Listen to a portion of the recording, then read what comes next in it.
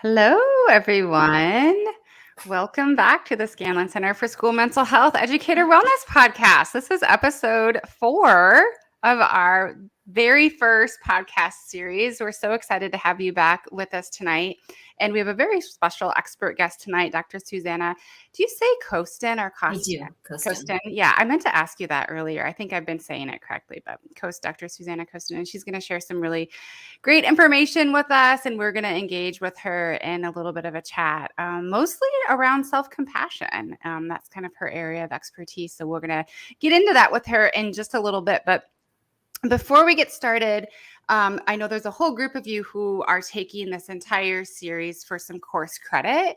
So I'm going to make some direct connections and some direct links around our 8 dimensions of wellness and around the Castle 5, so that you can make those connections then when you're working in our course. And I also think it's just a good reminder for all of us who are engaged in this particular series to kind of revisit some of these things as well. So tonight, as it kind of says in the title and the description, we're going to focus on our spiritual dimension of wellness. And as a reminder, our spiritual dimension of wellness involves possessing a set of guiding beliefs, principles, and values that help give us direction in life. It requires a high level of hope and commitment to your individual beliefs and values that provide an overall sense of meaning and purpose to your life, which should start like kind of ringing some bells or maybe making you think of New Year's resolutions, because we're going to talk a little bit about that.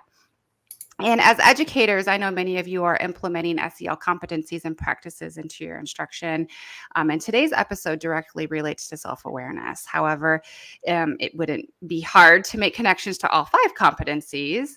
But today we're going to unpack, in order for us to really fully understand self-compassion and practice it, self-awareness, and how critical it is for us to have the ability to be aware of the present moment. And you must know how to take kind of a meta perspective on one's own experiences in life and just kind of have an overall general sense of self-awareness and how we practice that. So we're going to unpack that a little bit more with Dr. Susannah. And I'm going to just officially introduce her, though, right now, so we can kind of get going and get into tonight's programming. So Dr. Susannah Coaston is an associate professor of counseling, human services, and addictions at Northern Kentucky University. She is an independently licensed professional counselor and supervisor. Dr. Coaston has more than 15 years of experience working with a wide range of clinical concerns. She is also a certified wellness counselor in the state of Ohio. Dr. Coaston's research interests include wellness, specifically wellness in the workplace, counselor development, and creative teaching and counseling interventions. Her most recent publications focus on self-compassion and ways to counteract self-criticism. Dr. Coaston, welcome, and thank you for taking the time to join us this evening. Thank you so much for having me. I'm looking forward to it. Yeah, we're gonna have a lot of fun. So I like as I was kind of reading through that, I brought up New Year's resolutions. And that's when I was planning this series.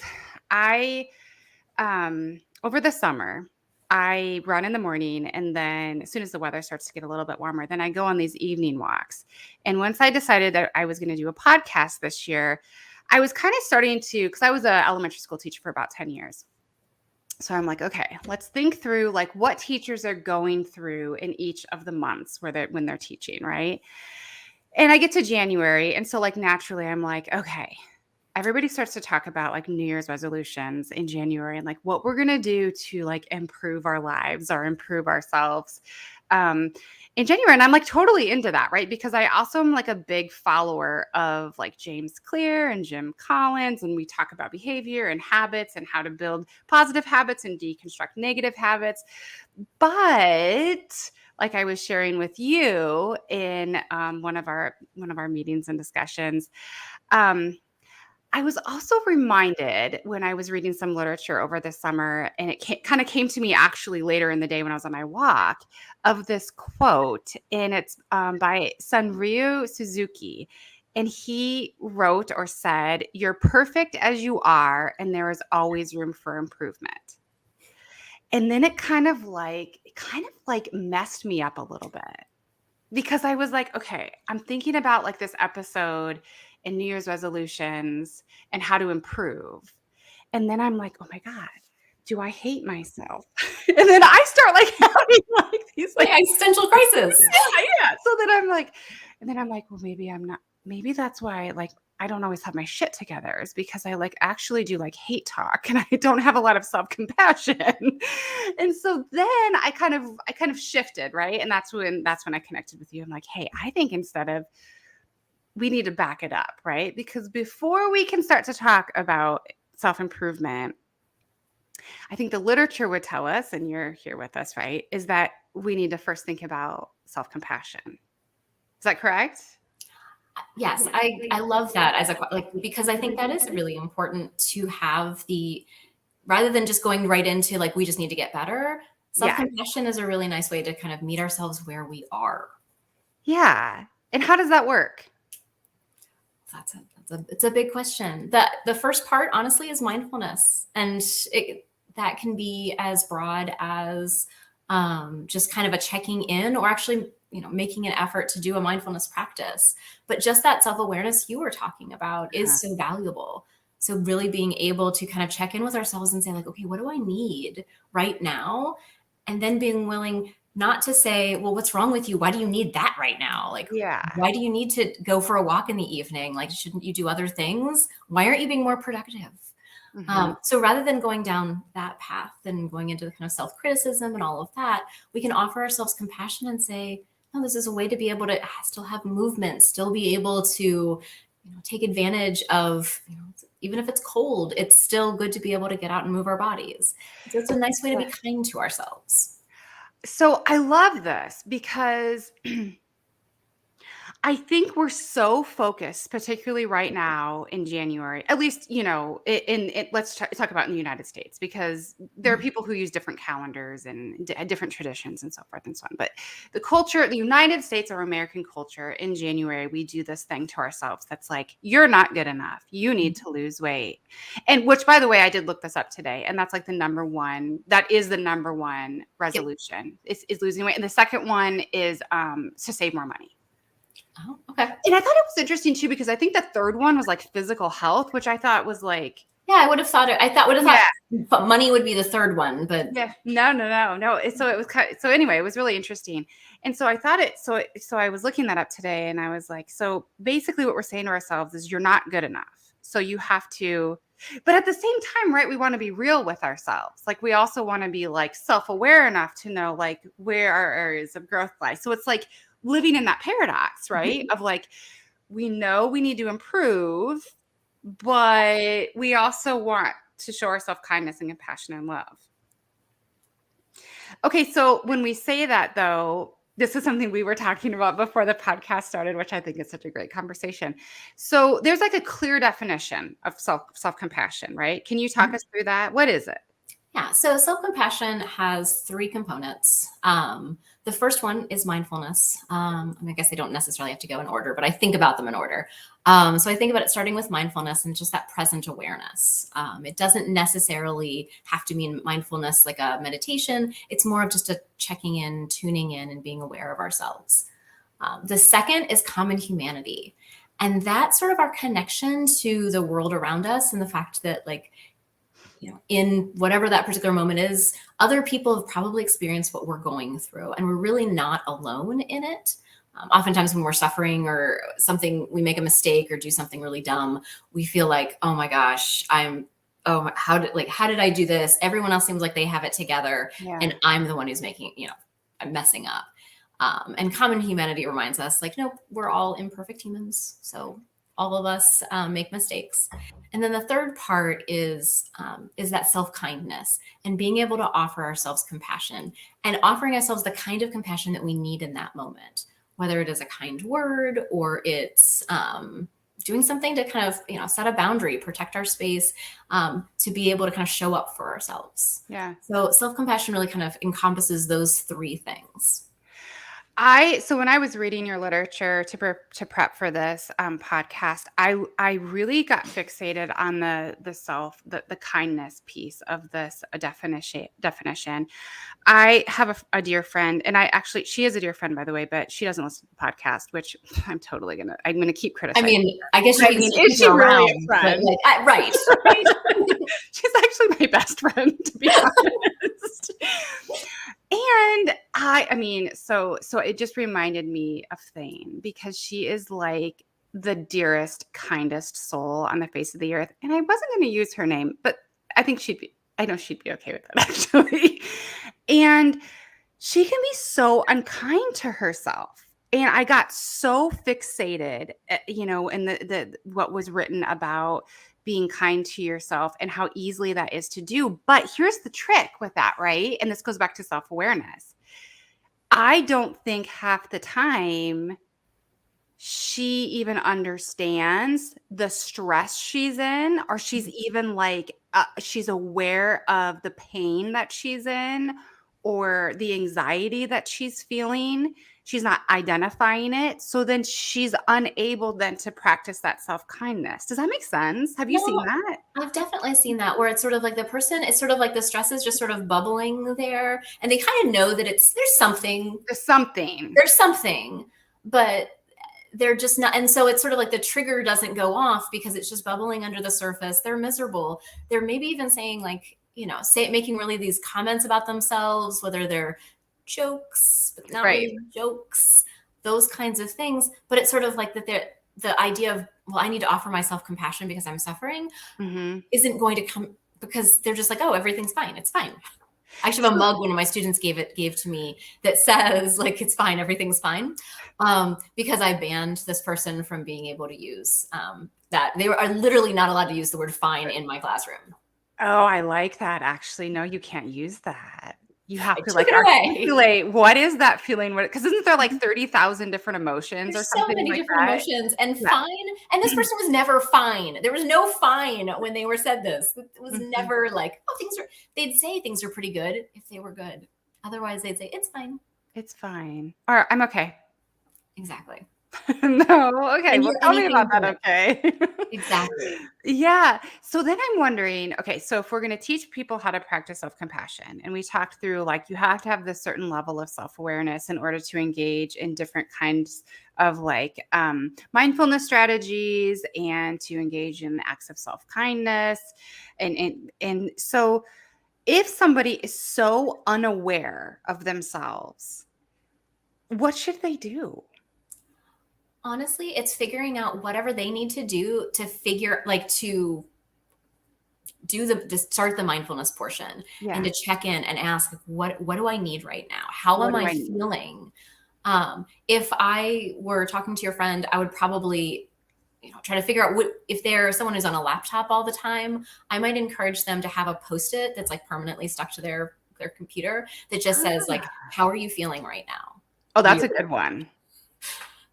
to remind them to check in, because it's sitting right there. They're looking, they could be looking right at it and then being like, oh, I should probably check in. Check in. I think there's apps for this too. Absolutely. So Yeah. some will like ding at you at like Mhm. random occasions. There's a mindfulness app that Yeah. does that, where it just Yeah. reminds you to, I don't know, do a I mindfulness. have one on my phone that I don't use, and I can't even remember the name of it. They might have the same one, and I haven't used it in I years. don't remember what it is. Yeah. But yeah, there are some. I like that suggestion though, if you don't want to use an app, because I've worked with a lot of teachers too who are like, kind of adverse to having stuff like Mhm. that on their phones, which I get. I Oh, totally, if they don't absolutely. want it to do that post-it thing, like on a mirror or something, that might be really helpful. Or even have something that's almost like having something that's sort of a symbol of, you need to check in. So it's something that no one else will look at and say like, oh, what is that post it for?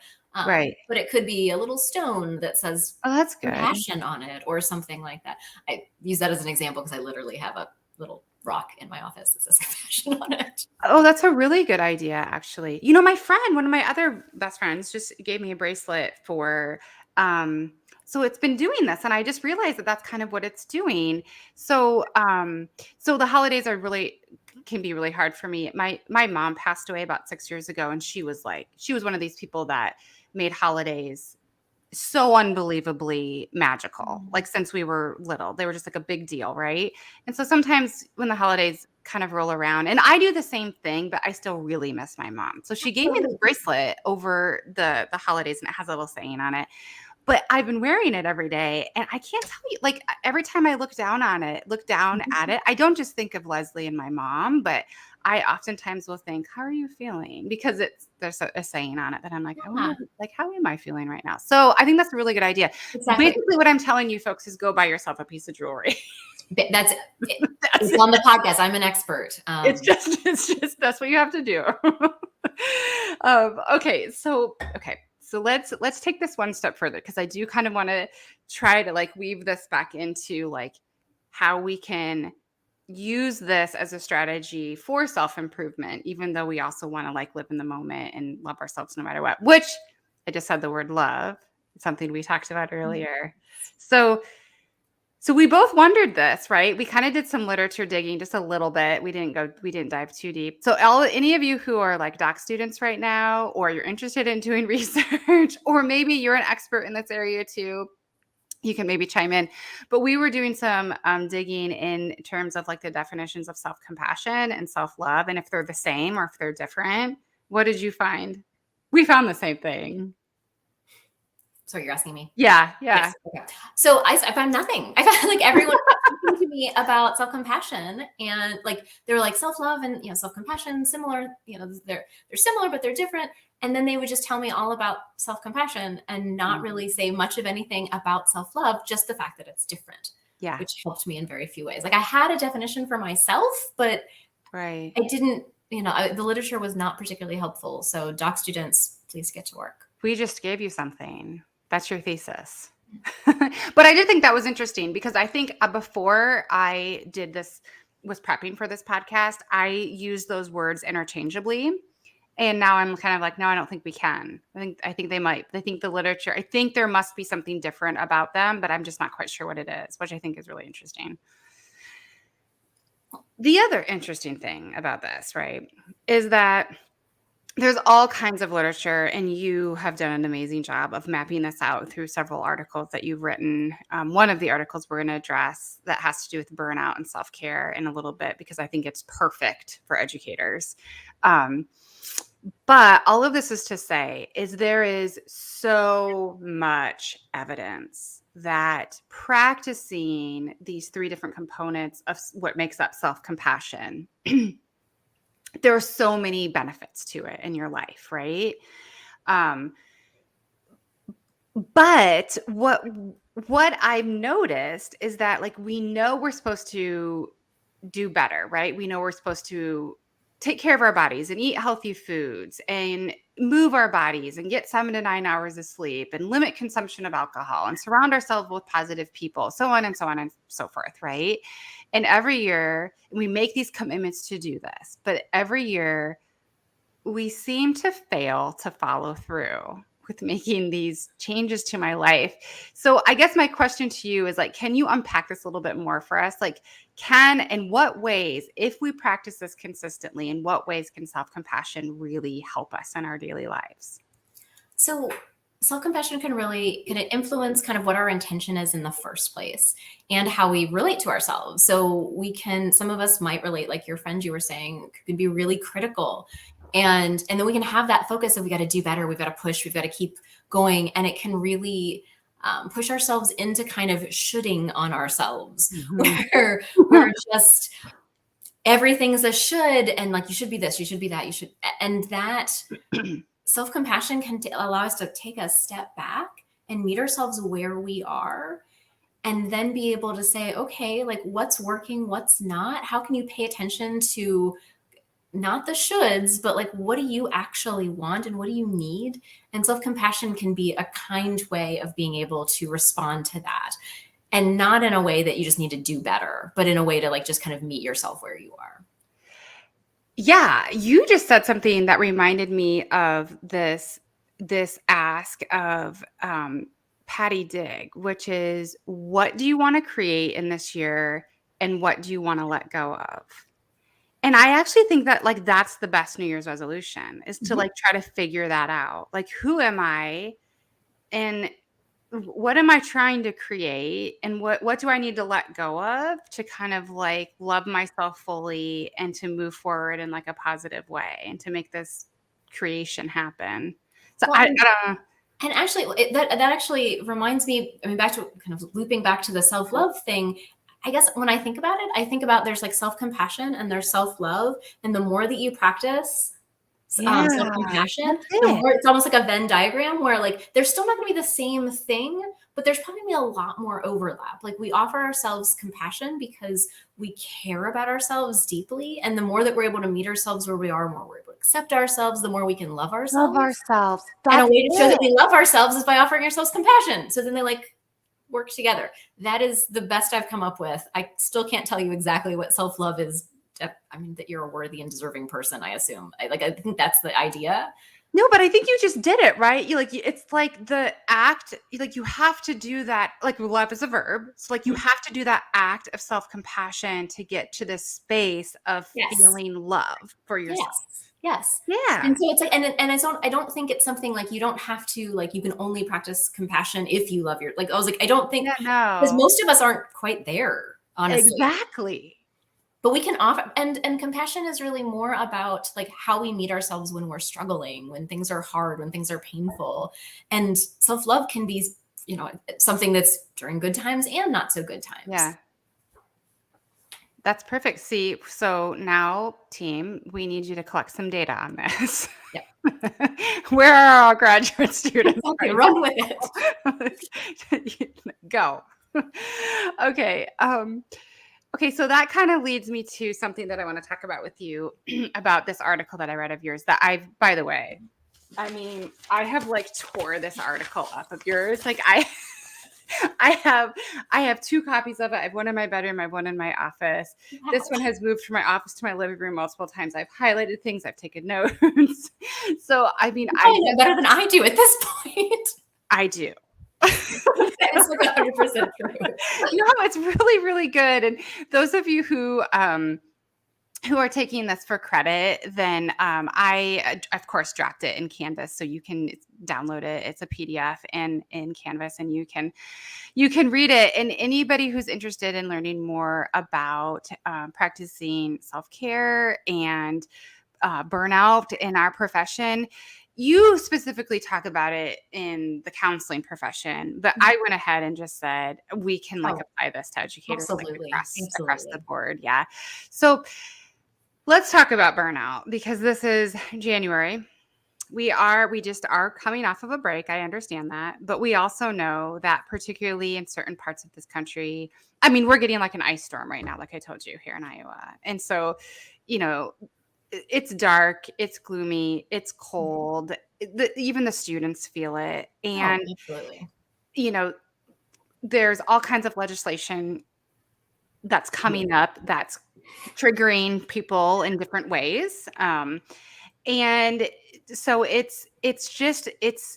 can be a lot for educators, as we know over the Mhm. past few years in particular. So you wrote this article, Self-Care Through Self-Compassion, a balm for burnout. And I love this article so much. And you talk about how counselors in particular, but like I said, it's fair for us to generalize some of your thoughts and findings in this article to educators as a whole. Um, Counselors depend heavily upon compassion as a key component of the therapeutic relationship that paradoxically, counselors may seldom apply to themselves. Yikes, that kind of hurt when I read it. I mean, I had to read that a few times and it was like Mhm. because I think not just educators, but like I think parents do this a lot of times too. Absolutely. Like anybody who's in a caring profession, it's like we're just in this care mode, care mode, care mode, but then we just don't apply it to ourselves at all. So first, why is it that people who work to serve and care for others often fail to practice self-care for themselves? What's going on?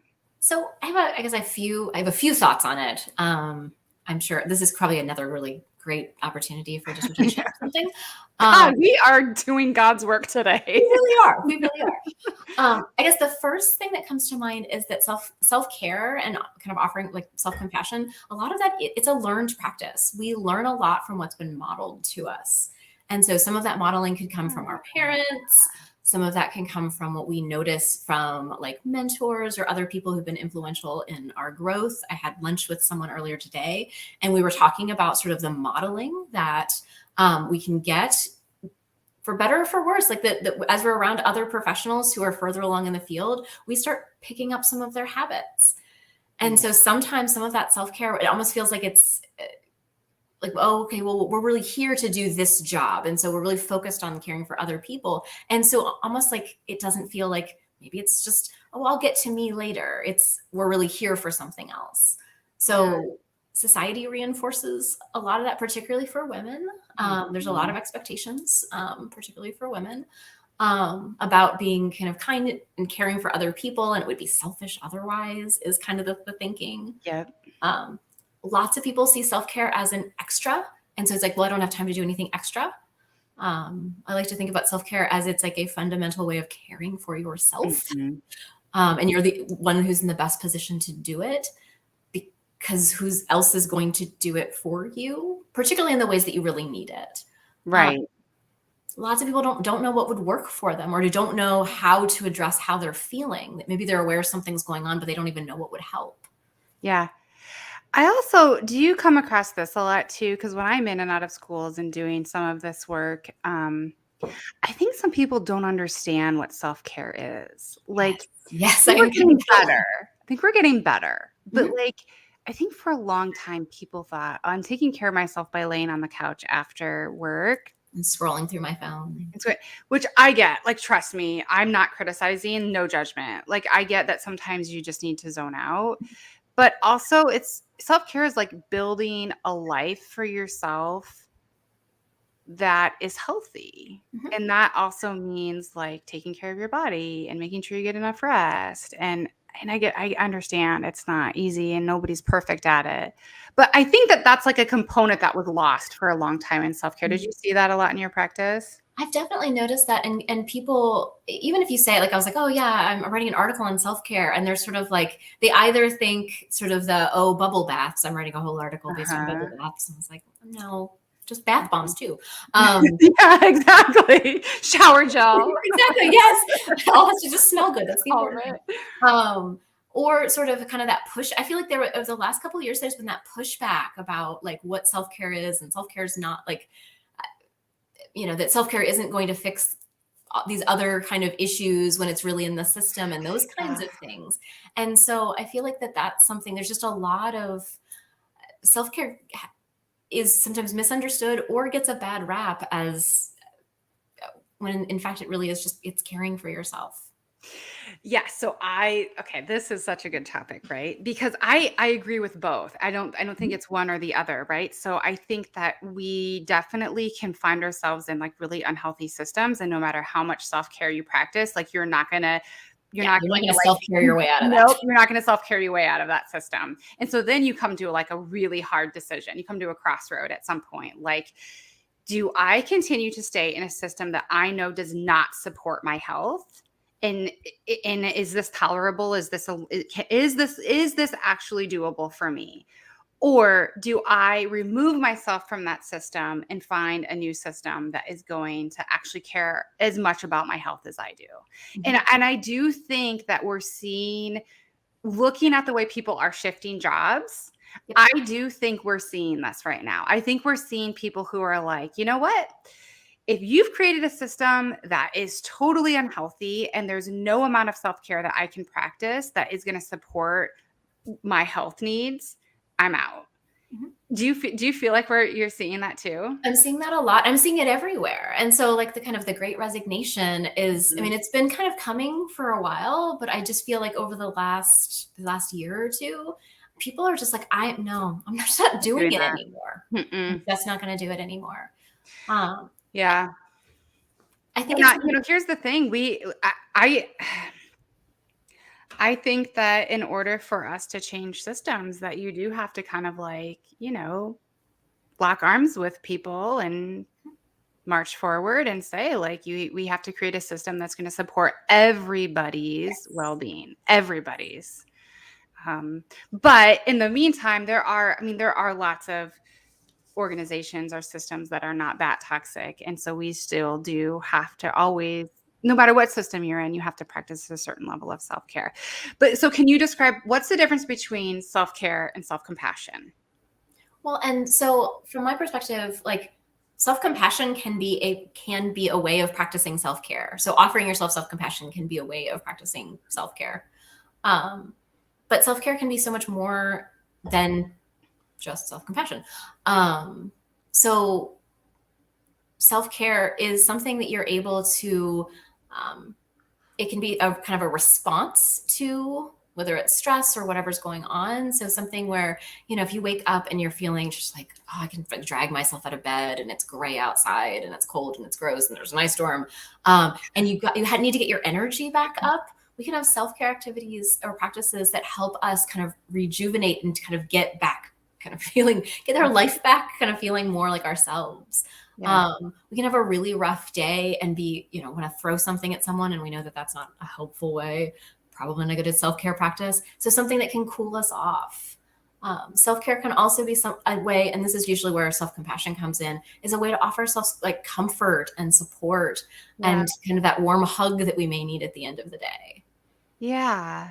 And then the final part where I don't know, I kind of talk about like self-care and kind of the rest of your life. Some of it can be more like practical and preventative. So like, I get gas in my car every Sunday.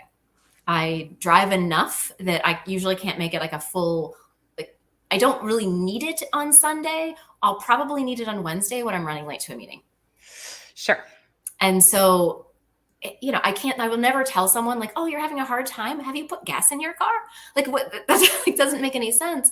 But it's one of the things, if I do it on Sunday, I will not find myself in a more stressed out situation later in the week. If I set out my clothes on Sunday, there's so many different things I can do preventatively, not avoid some of the things like making sure to attend to my student loan stuff. Yeah.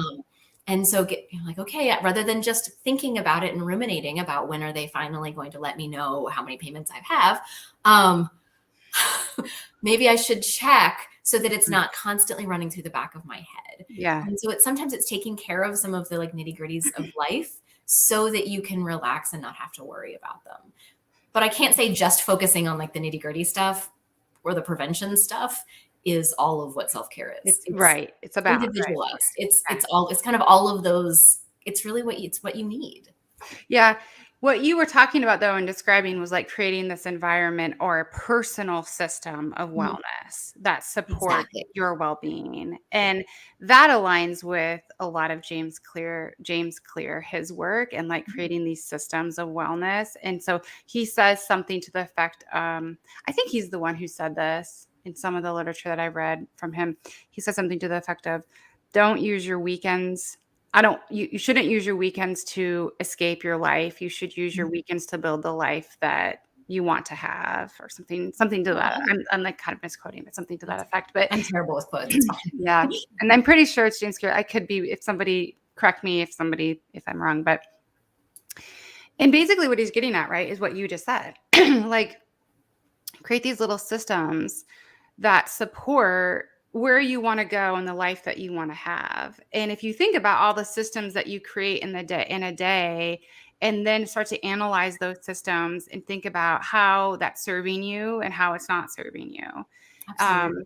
And I think that that's a really great way to start thinking about like all the tiny changes that you can change in your daily system to support your wellness, and you were talking about like setting out your clothes. I do the same thing. I have this system that supports this workout habit that I have in the morning. And it starts the night before, where I get my coffee prepped.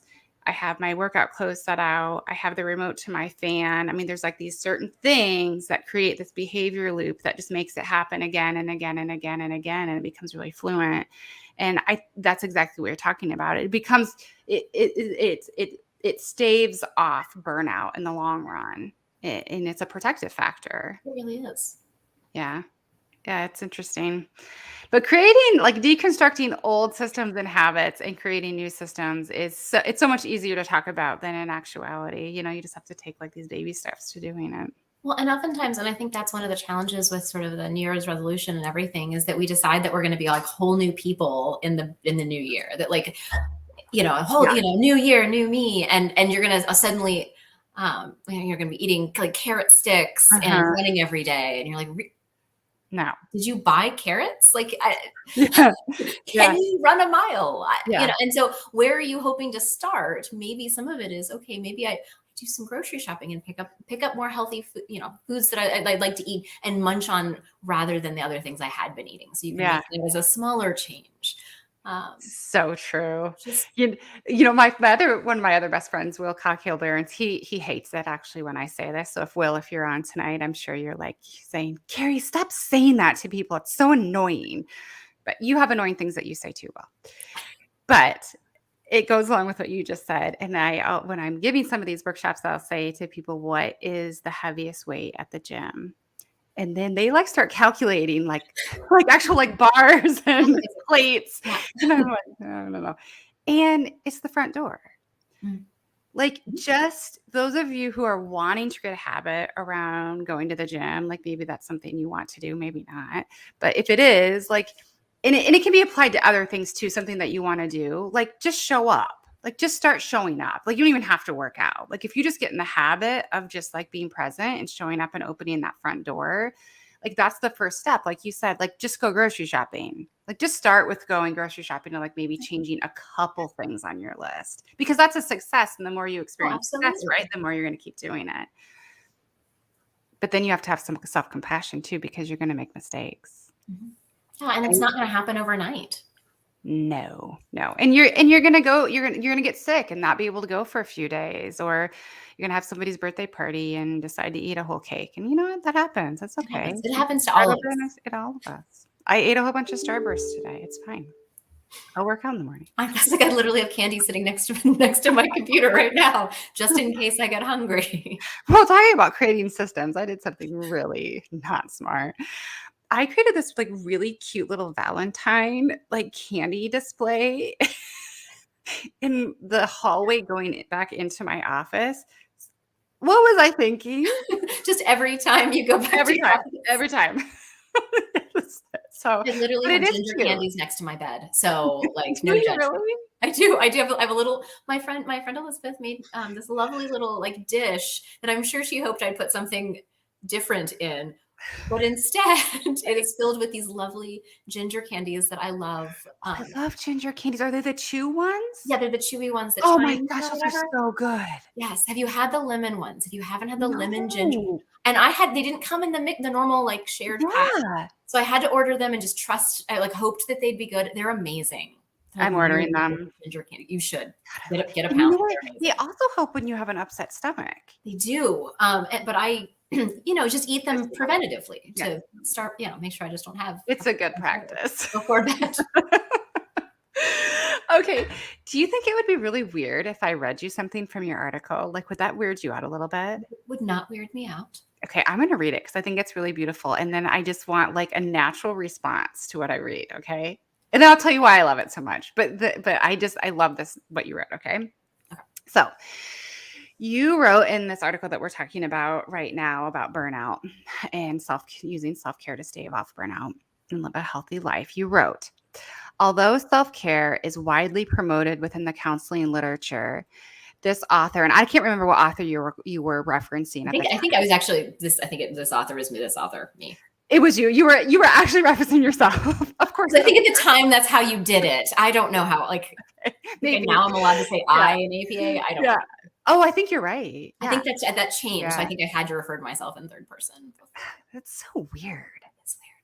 So, this author contends that inherent in many self care plans and workplace improvement efforts is the idea that overwhelming work related stress reflects an inadequacy of the individual. So, they're like taking it all on themselves. The message in the literature often reflects the view that a counselor's distress hinges upon inadequate coping resources, poor health practices, or other kinds of personal failings, such as lacking assertiveness or not taking enough time off from work. And as a result, self-care plans to tend to take on the air of a New Year's resolution, a strategy to get better. This narrow focus reflects the historical view of the organizational, interpersonal, or societal perspectives. When self care plans are written like self improvement plans, the opportunities for criticism and judgment abound, particularly for new counselors who struggle with anxiety and self doubt, or particularly for new teachers who struggle with anxiety and self doubt. I loved what you write, what you talk about, because not only are we not practicing self-care, but then when self-care is brought up, we blame ourselves. Mm-hmm. Yeah, And the can you literature talk does it to us too. more about it? So since you kind of gave me a little bit of a heads up that this was going to come up, I'm going to read something to you Okay, from my good. favorite. Doctors Leiter and Maslow are my like burnout guru people. And so they wrote, there are both philosophical and pragmatic reasons underlying the predominant focus on the individual, including notions of individual causality and responsibility, and the assumption that it is easier and cheaper to change people rather than the organization. Oh my. Yes. Oh, let's get into it. So that I read that and I was like, oh my, like, wow. Like, because that's the problem. I mean, I'm like getting hot thinking about this. I mean, it's true. It is the problem, right? And then it's almost like gaslighting, It because then is. we like, then And we then it's like, blame oh, I guess ourselves. I'm not doing it. I'm not doing it right. I'm the problem. But that is that's not fair. We do need to take care of ourselves and we need to have good coping and all blah, blah, blah, blah, blah. But it's that's not why many workplaces are challenging. Exactly. Because you're right. I mean, think about the time, effort, cost, even like at the leadership level, like the different kinds of training and changes that would have to be made in order to create a completely different system that maybe is in response to or reflects the needs of our current workforce. Mhm. Right. That sounds very expensive. It's easier to blame you. Oh, yeah. And to send all kinds of like signals that it's Mhm. your problem. Yes. Yeah. And there's so many of those efforts where like it's great. I mean, I appreciate that there's more focus on workplace wellness and that they have different programs to offer, like, oh, we'll have yoga on Thursdays or those kinds of things. Like those are great. It's nice to be able to have those in the workplace. Mhm. And yet it's still, if we're not making any of the other changes within the workplace itself, then we're leaving out a Yeah. significant portion of where a lot of work related stress comes from. Mhm. It's not Really, just 'cause we're bad at this. yeah. It's not just that we're bad at this. Yeah.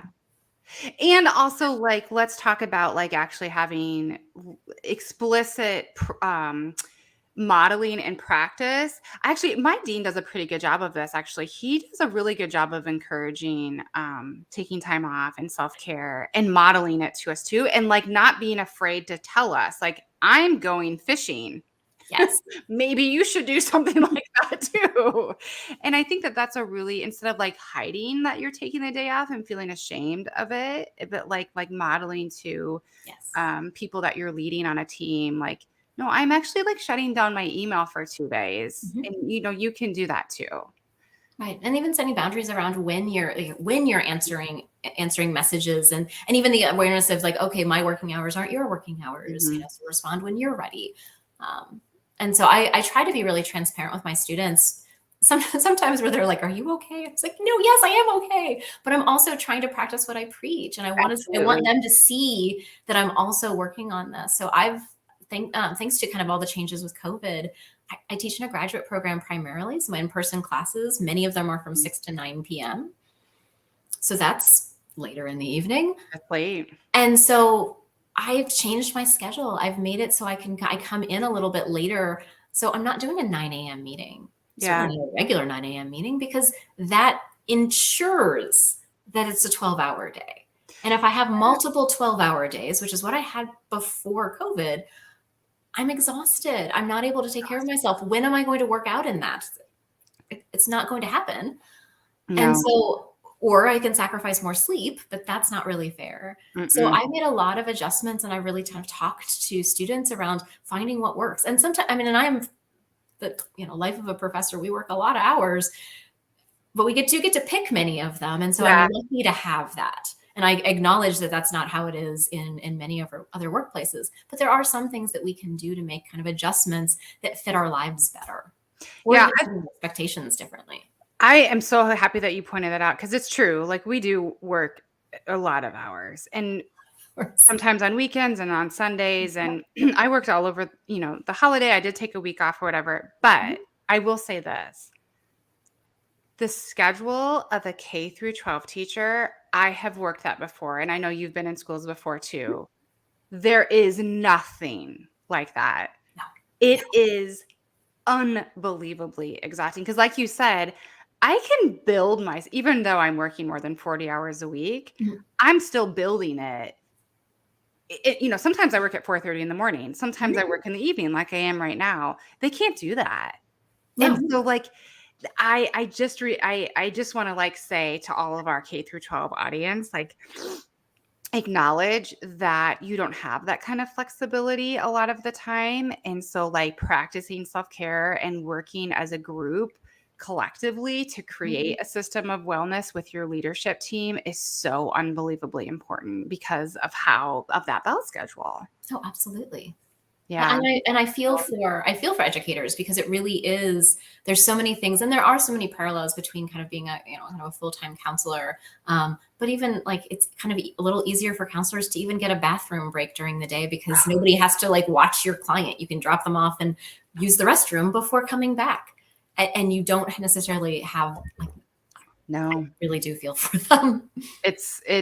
Yeah, it took me at least 3 years. I mean, every time I remember, like, when I left K through 12 and I went to higher ed, particularly that first year, but even into the second and third year, I remember thinking every once in a while, why are you holding, like, you can go to the bathroom, Carrie. Like, get up and just go to the bathroom. But for so many years, it just wasn't an option. It just, like, became, Right. yeah, it's Or not. you realize it like the moment that like you put your key in the lock and you're like, oh. Yeah. It's like suddenly it's an emergency because you've been holding it for so For long. so long. Yep. Yeah. Okay, so let's talk a little bit about one of the things before we leave tonight, because we're getting close to needing to wind down, but um I'm trying to think where how we want to go, where we want to go from here. So let's maybe talk about interventions for the spirit. So because we're focusing a little bit on our spiritual dimension of wellness. So I'm going to kind of skip down to some of my notes here at the end, and you talk about interventions for the spirit, and we outline kind of what the spiritual dimension of a person's well-being is, and how it's often defined. And let's see here. You address this in your article too, in terms of like conducting like a moral inventory, prayer, connecting with nature. Can you maybe, you say 4 different things, basically: conducting a moral inventory, prayer, connecting with nature, and engaging in creative activities.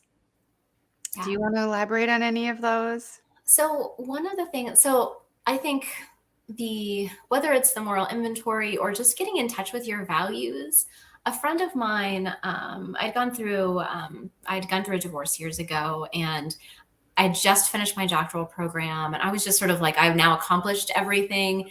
And now I'm at this like kind of personal and professional crossroads, and I didn't know what to do with myself, because like suddenly I had no more goals left.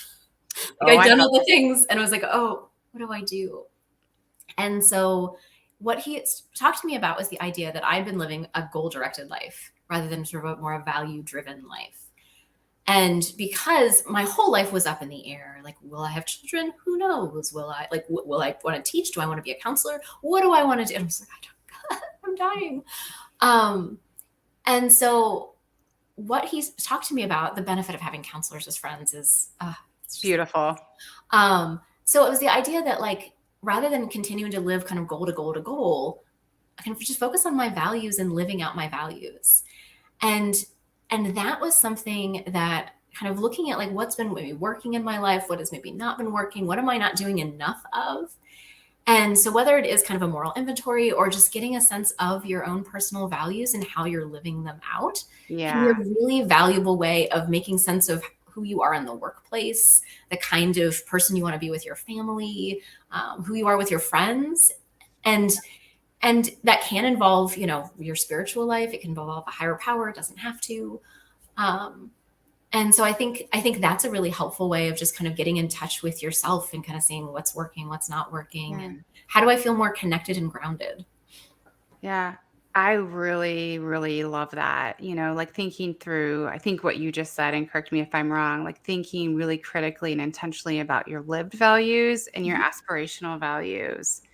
And are you living into those aspirational values? Or are they different? Yeah. And Someone I had, think it's, no, go ahead. no, no, no, go for it. I was gonna say, someone had made, and I have no idea who it is. I think I saw it on social media at some point. But it's kind of the idea of the things that are important to you and the things you spend time doing, Yes. and like, do they line up? And most of the time, it doesn't. Right. And so, kind of like, how do you put those things that are really important to you? How do those end up back on your list?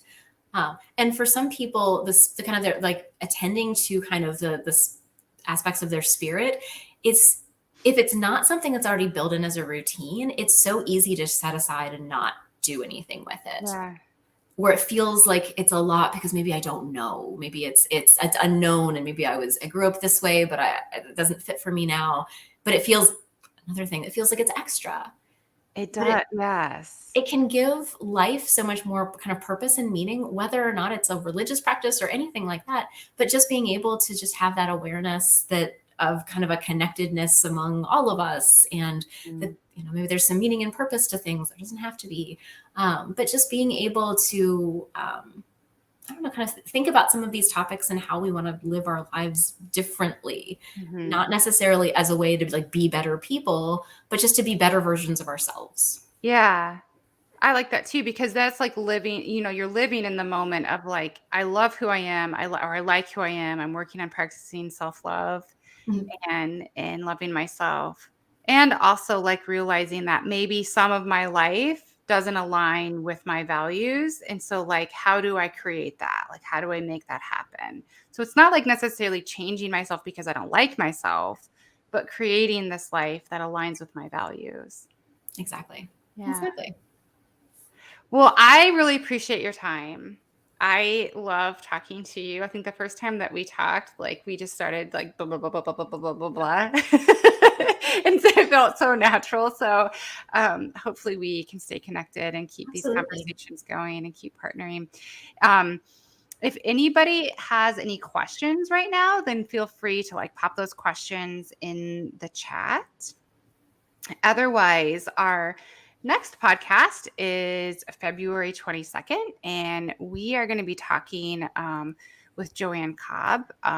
She is the executive director. I can't remember her exact title for at the ISEA, so the Iowa State Education Association, and we are going to be talking about teacher attrition, teacher pay, all kinds of teacher talk. So we hope that you join us on February 22nd. Yeah, it's February 22nd for that live podcast. Otherwise, thank you, Dr. Coaston. We really appreciate you coming, and we will be in touch. All right. That sounds great. Thank you so Have a much. great evening. Bye, everyone.